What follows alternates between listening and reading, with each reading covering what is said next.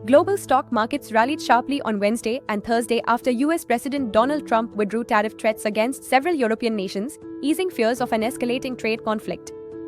Trump cited a framework of a future deal on Greenland reached in discussions with NATO Secretary General Mark Rutte as a reason for reversing his earlier stance.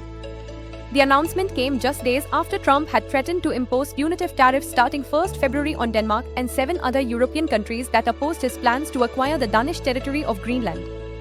The sudden policy shift significantly reduced geopolitical and trade-related uncertainty, prompting investors to return to risk assets. US equity markets responded strongly to the development.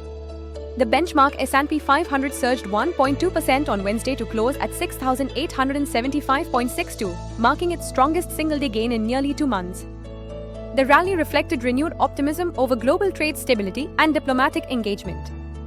The Dow Jones Industrial Average also posted robust gains, rising 588 points or 1.2% to settle at 49,077.23. Meanwhile, the technology-heavy Nasdaq Composite advanced 1.2% to end the session at 23,224.82, supported by broad-based buying across major tech stocks. Market participants viewed the withdrawal of tariff threats as a sign of flexibility in US trade policy, reducing the risk of retaliatory measures from Europe. Improved sentiment spilled over into Asian and European markets as well, where equities tracked Wall Street's gains.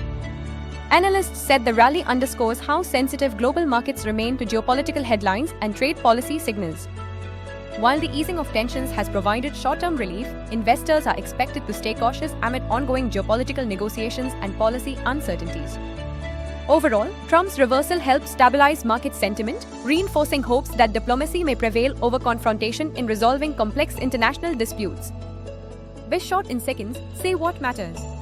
Stay tuned on BizShort for more such updates.